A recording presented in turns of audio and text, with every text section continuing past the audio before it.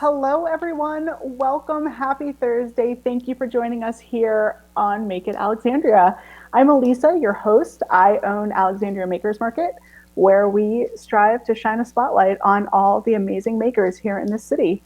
Today, I have amazing guests for you. We have Donny and Mike, who are the owners and founders of Project Buna, which is a coffee company that is here in Alexandria. And their backstory is really, really incredible. And I can't wait to share it with you guys. Hi, guys. Welcome. Hi. Hi, good to be here. Thank you. I'm so glad to have you guys. I would just love for you guys to just jump right in and let us know exactly where Project Buna got its roots and inspiration. Okay. You want to start? Sure. So my name is Mike, as the wonderful title says there below me. I'm from the West Coast originally. I was born in California and grew up in Washington State. Grew up for a couple years in Africa, actually, while my parents were serving as missionaries and aid workers. So I grew up all over. I went to the Naval Academy and graduated in 2014. Right after that, I went to a ship based in Japan for 2 years, and then right away to a ship based in Spain for 2 years. And it was on that second ship that I met Donny. After that, came here to the DC area. Yep, that's a picture of the ship that we met on, DDG 75. That's at anchor in a port in England. Good memories.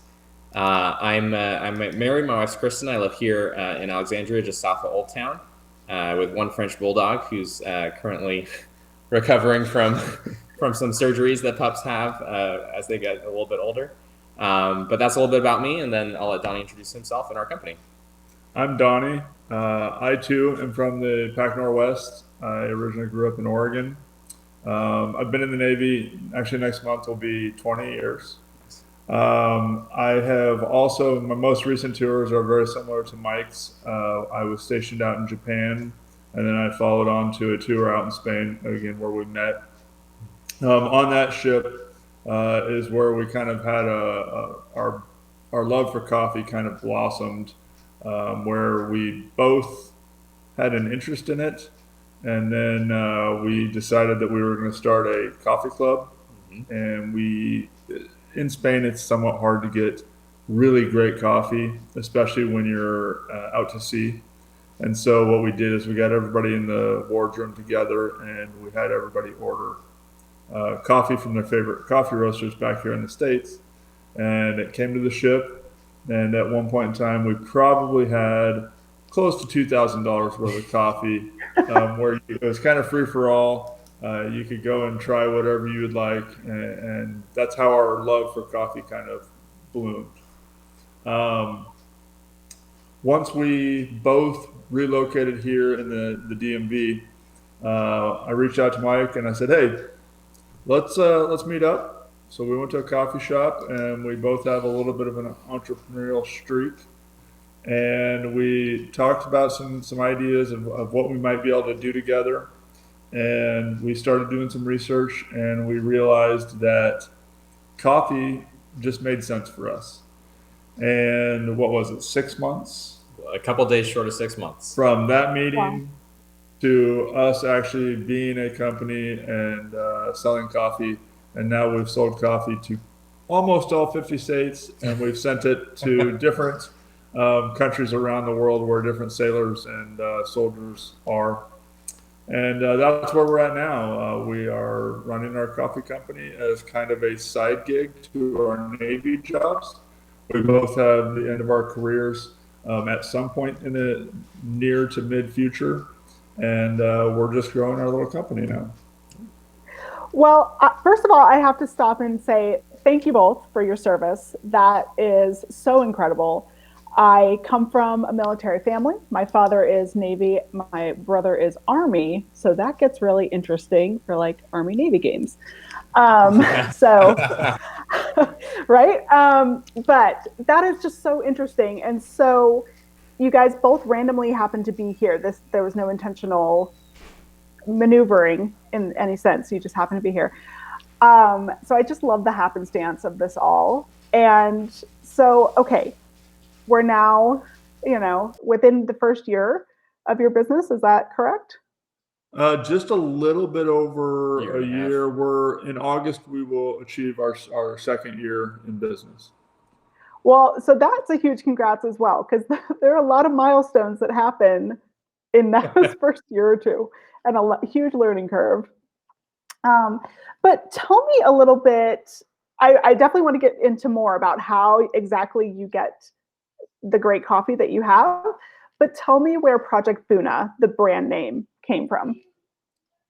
I'll let Mike talk about this one because he pronounces some of these words a little bit better than I do. Do I really? You do. I don't know. So, like Donny said, we met up for either coffee or a beer. I think we met up off King Street that first night to kick around ideas. And in the course of those 6 months that we ran through a lot of different ideas for business models, and we met with a lot of the established roasters in the city who we have a lot of respect and love for. We, of course, kicked around ideas for names. And I remember one specific night, and I remember the shop we were on King Street. And Donny came in and said, "Do you know what the word is for coffee in the official language of Ethiopia?" And that language is Amharic, if I'm pronouncing that right. And Ethiopia is widely recognized as the birthplace of coffee. And the word, the English pronunciation of that word is Buna. And these are the characters adopted to be our logo. So we thought it was a neat opportunity to kind of pay tribute to the historical roots of coffee, to the country that is acknowledged as the birthplace of coffee and a wonderful producer of it to this day. And we wanted to pay tribute through the name and through the characters. At the same time, we thought it'd be wise to put kind of a modern twist on it, because we think of coffee as not only a very global and local product, but also a very ancient and modern drink all at the same time. So our design aesthetic, our branding, and our website all went super modern. And then the project bit we factored in because we really wanted to reflect this sense of ongoing learning and development. Our journey into coffee has been very unique, where maybe even just 5 years ago, we had to load up the cream and sugar and the flavored syrups because we couldn't drink it black, and all we knew was burnt Maxwell House on the ship. And so we've had this journey of discovery and we're always learning new things to this day, even while we're in the business. And so we wanted to reflect that and to reflect this idea that it's a learning experience. We're learning also about business and about being business owners.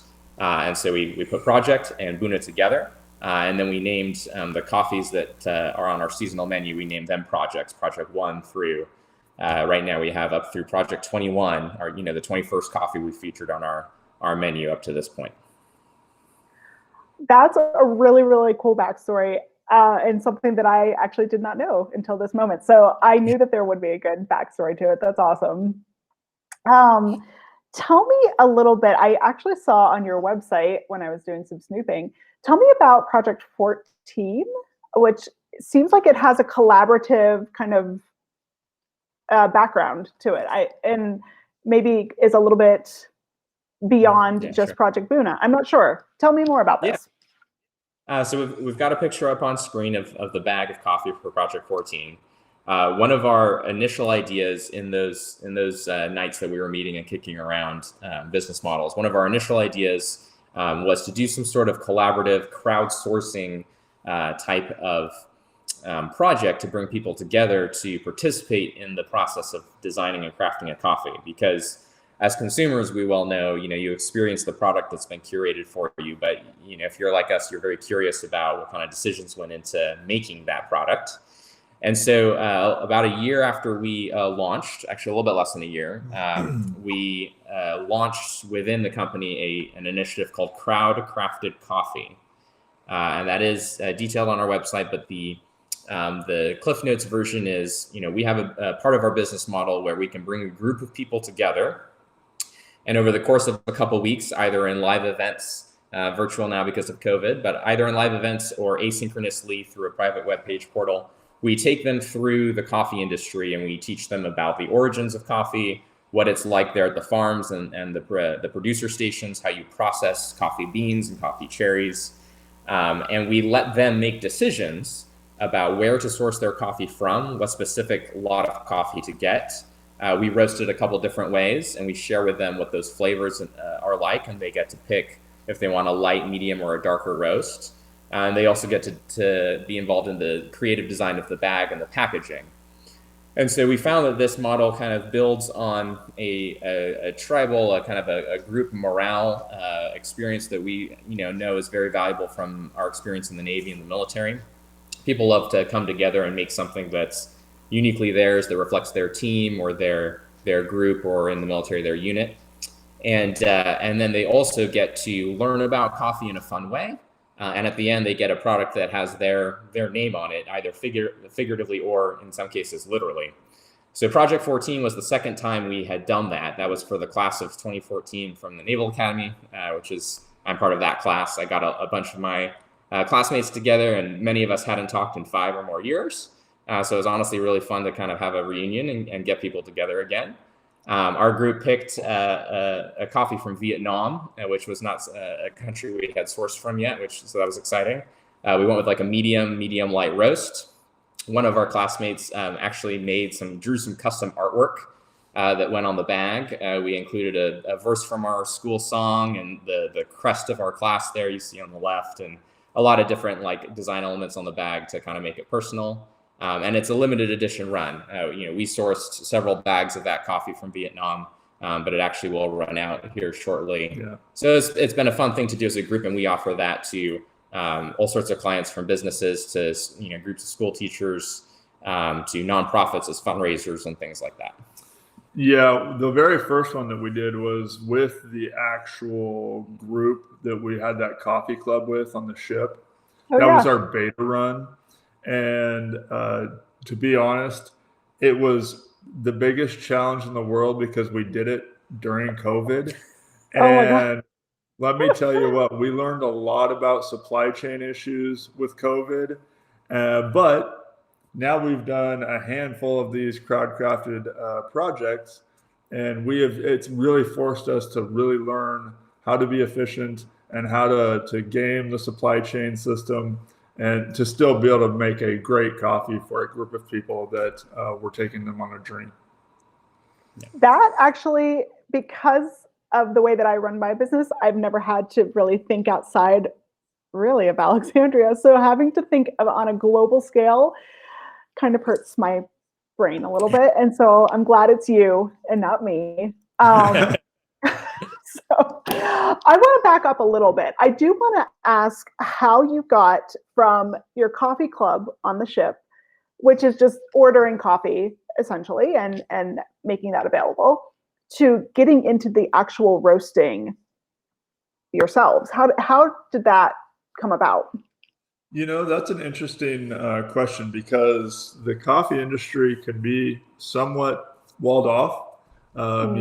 Sometimes it's difficult to break in and understand how operations work. And, there's some large barriers to entry.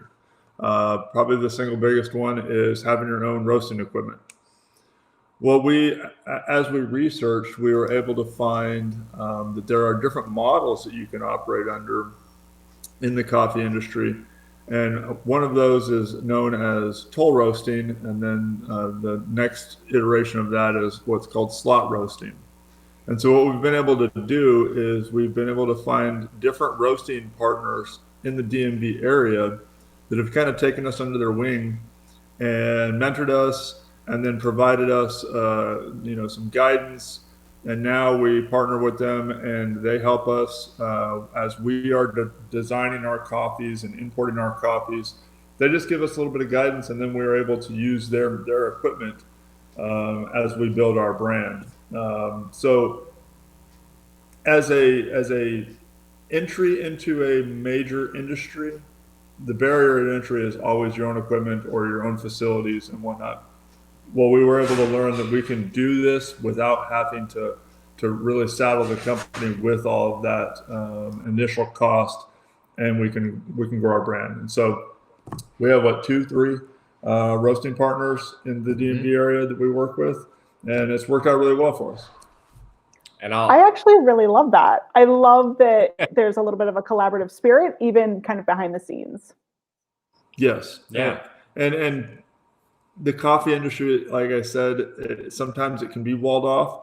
But once you get in, we found that more coffee people are willing to collaborate and share and guide than than than we understood before we got in. Because breaking in was kind of a pain in the butt. We got told no quite a few times until we were able to find someone that would take us under their wing. So it's been good. That's incredible. And sometimes those no's do fortify us a little bit more in the journey. Um, so and make us just a little bit stronger as an end result. But so you got into this, you found a way to roast. What were some of those then initial kind of, okay, we've got our roasted coffee. Now what? Now what do we do? Yeah, that's a good question. So during the 6 months before we launched, if you had asked us at any given point, we might have given you a different answer. At one point, we were going to do canned, ready-to-drink coffee, and we went through a bunch of different ideas. But we gravitated towards roasting coffee because we thought there was this opportunity to help people brew great coffee at home and drink great coffee at home. And this was in 2019, so it was before COVID. And we built our company all around e-commerce and without opening a physical storefront or cafe. And that felt like a hindrance for a lot of time because, a coffee shop, a physical one, would have let us interact, in person with customers, and it would have built, a customer base in a lot of ways. And so jumping into, the small business life as a completely online company had what felt like unique challenges, but then it also clearly had unique benefits when it came time to adapt for COVID. So you see there on the screen 2 of our current coffees. We committed to always shipping as whole bean because it's actually really important to grind your coffee fresh before you brew it. And we roasted in very small batches at first. We were okay with very small volume.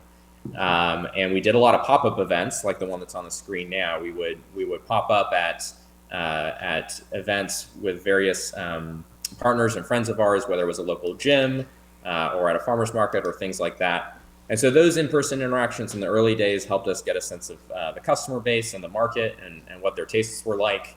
It helped us refine how we told our story and how we shared coffee with people. But really, especially in the age of COVID, people have been stuck at home. People haven't been able, in a lot of cases, to go to their favorite coffee shop, let alone sit in it and enjoy their coffee there. And so our mission to help people drink great coffee at home and kind of broaden their horizons about how great coffee can be, that has really hit a resonant note this last year.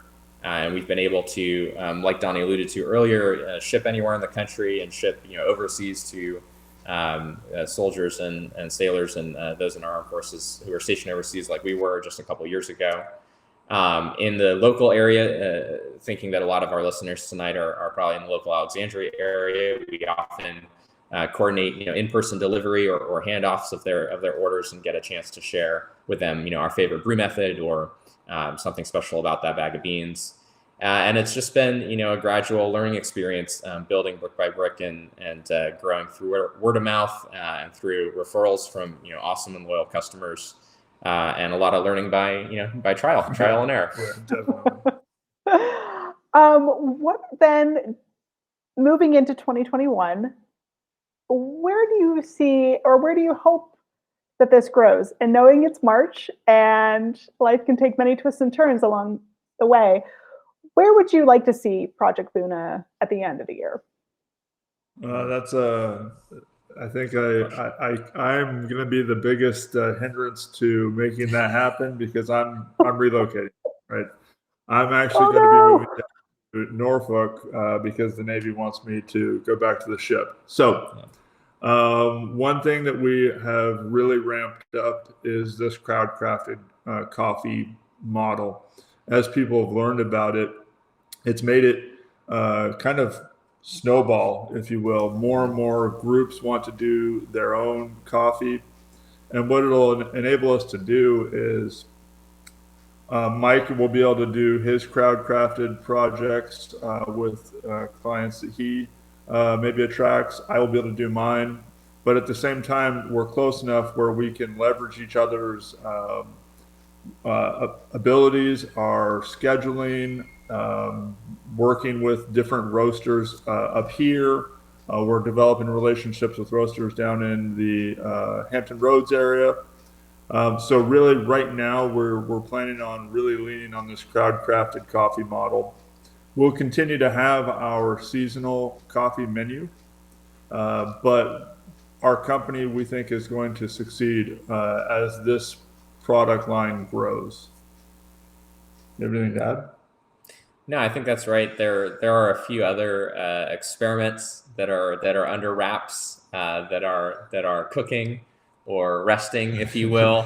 And we haven't formally Brewing, announced. perhaps. Yeah, yeah, but we're always working on stuff. I actually think that the crowd crafted avenue is something truly unique. Maybe I'm wrong, but that seems like that's not something that most roasters are doing. And so I really think that that could be a perfect way to kind of round out the year. And as you said, as more groups figure this out and office, let's have our actual like office coffee roast available. And I don't know, there's something very special in team building in that process. Yeah, one interesting thing that we hope to be able to do is as the COVID situation calms down and we're able to interface with people a little bit more in person, that model will be able to do live events with people, and they'll be able to interact with the coffee, and it'll be an immersive experience. And you hit on it. It's a team building type thing. It's getting a group of people together that have some type of connection, but they're connecting in a new way with a new topic to interact with each other on, and it's just a really cool experience, honestly. I think that's one of the things that made us the most excited about it. As a business owner or as someone who loves entrepreneurship and wants to be an entrepreneur, you seek out those niche areas where you can excel and you can grab a market and you can deliver something unique and valuable to consumers that they aren't experiencing elsewhere. And that's 100% true to our experience with Crowdcrafted. We feel like we've come up with this idea on our own, that we haven't seen it at play elsewhere, and certainly not at scale like we envision it. And so two that we have going on right now, and I won't name them, but they'll be online in the coming weeks. One is in connection with an industry event, an industry conference. The organizations that put on that conference wanted a unique swag item to hand out, something more fun than folders or a lanyard, for your name tag. And so all the people that registered for their industry event, they sponsored a Crowdcrafted event for them, and those participants got to make the voting decisions we've talked about. Very cool. Another one that's going on right now is actually going to be a fundraiser for a nonprofit that raises and trains service dogs and gives them to veterans who need service animals. And they're a 501c3, so we're really excited to do this as a fundraiser for them. So it really has limitless applications, and just to bring it back to your point, we think it's something that we're doing that's unique. Well, there are a few folks in the comments that are suggesting that the zebra gets their own blend and their own. Yeah, roast. let's do it. So, let's do it. Let's get a group of people together and design a coffee. Easy to do. It'll be fun. I have to ask, from your personal perspectives, what's the best blend or roast that you've had? Oh, it could be global, or it could be one of your own. Okay, so I have on our menu, we actually did a QC cupping session yesterday, and it's been a while since I had this one coffee. The Vietnamese coffee that Mike and his classmates from the Naval Academy designed. Yesterday, that one really stood out to me. It really popped. It was just a really good cup of coffee. As far as outside of our brand, there's a roaster up in Baltimore that I really like, but I'm kind of biased because we partner with her. So um, uh, I don't know, Mike. What are you feeling right now? So I will take this as an opportunity to shamelessly plug that we are doing a sale in celebration of this event of being with you. And so we put out a promo code, and we'll put it in the chat in the comments. It's Make ALX, MAKEALX, and that's 20% off for all the coffees we have in stock right now. And I say that then to segue to one of the coffees that we have available for that is called Project 19. So it's the 19th coffee we featured on our seasonal menu.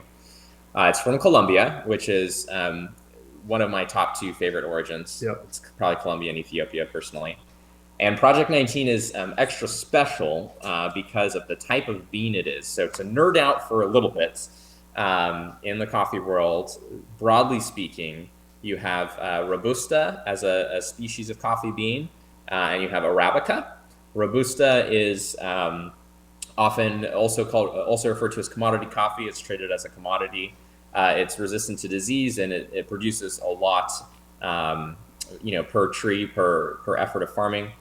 So it's beneficial in those ways, but it doesn't have a ton of flavor or nuance like Arabica does. So in the specialty coffee world, which is what we trade in, Arabica is the family of species that produce specialty coffee.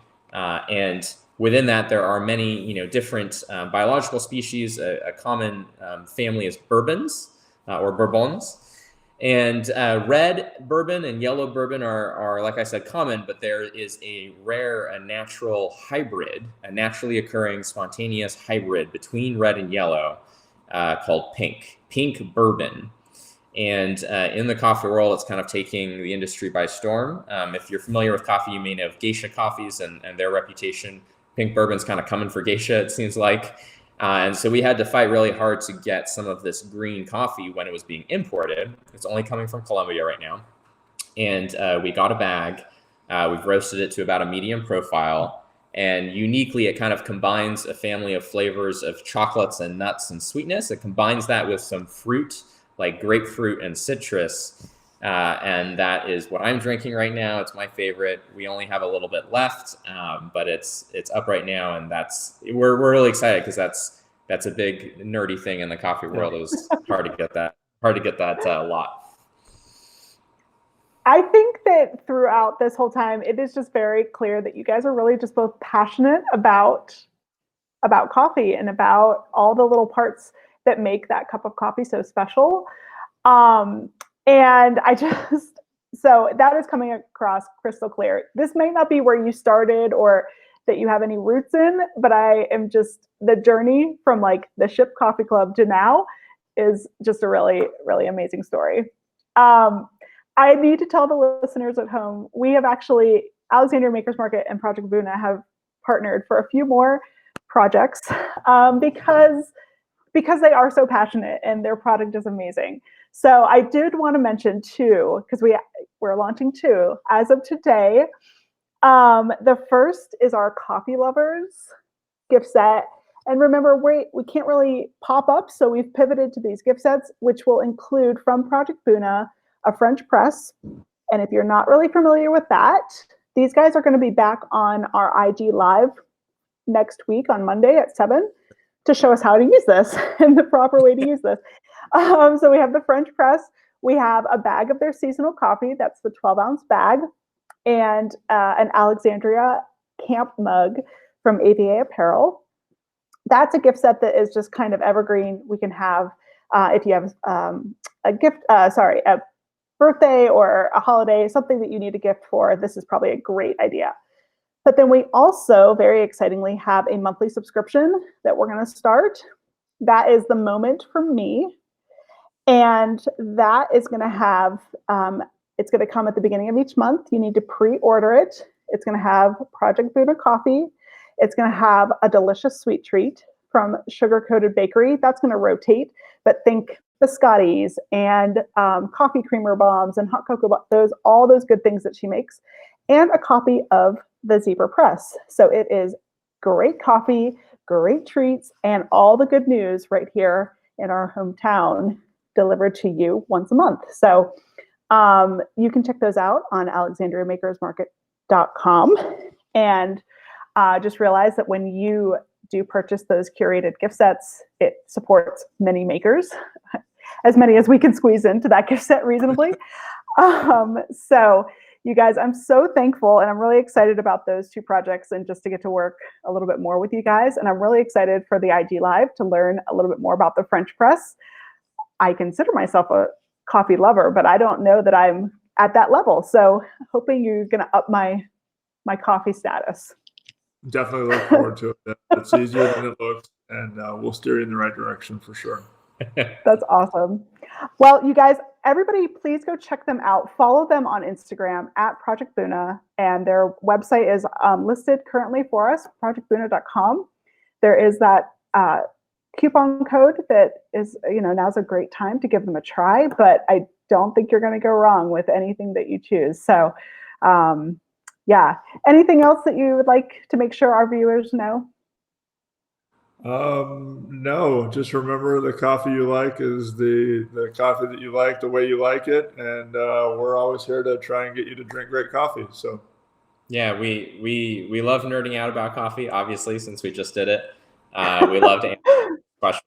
Whether you're ordering or not, the mission statement of our company is to make this world of specialty and nerdy coffee more accessible. You may have heard of third wave coffee, and that may or may not mean anything, but we are really passionate about breaking it down and making it accessible to people, to providing fresh coffee so you can experiment with different brewing methods, so you can make it at home, and then sharing the information about how global of an industry this is and what kind of impacts are felt at the origin by these producers, by the people whose livelihoods depend on it. We are passionate about it. So let us know anytime you have coffee questions. We're here for you. Amazing. You guys, thank you so much for joining us tonight. I really appreciate it. Thanks Alyssa. Yeah. Viewers at home, I am just going to mention two more quick things that I'd like to bend your ear on. The first is that if you are interested in joining us for dinner in DIY at the end of the month, which is on the 25th at 7, you need to please pre-order your kit. And this month we are planting cherry blossoms to celebrate spring here in Alexandria. I'm so thankful it's here. The cool thing about this is that we have a specially designed bonsai pot that was made by Stephen Lally. And yep, there's the pot. And so that is something you can only get through this event. And it's beautiful and dark blue. And he worked really hard to get the glaze the color that I wanted. And so I'm so thankful for him. But he'll talk to us a little bit more about his pottery as well, as we plant our cherry blossoms. And our restaurant partner this month is Augie's in Old Town. So you can pre-order your kit with us, and then once you can pick up the kit at Augie's on the 25th and go grab dinner. If you're going to be there to pick up the kit, grab dinner with them. Their menu is delicious. So that's the first thing. The second thing is that because spring break is coming and all the parents out there, hopefully your ears perked up. I want you to know that I am a parent as well, and I try to keep my kids away from screens. And so what I did was get a bunch of makers together. They put their own DIY activity that really reflects their brand, and we put it together for a kids Boredom Buster kit.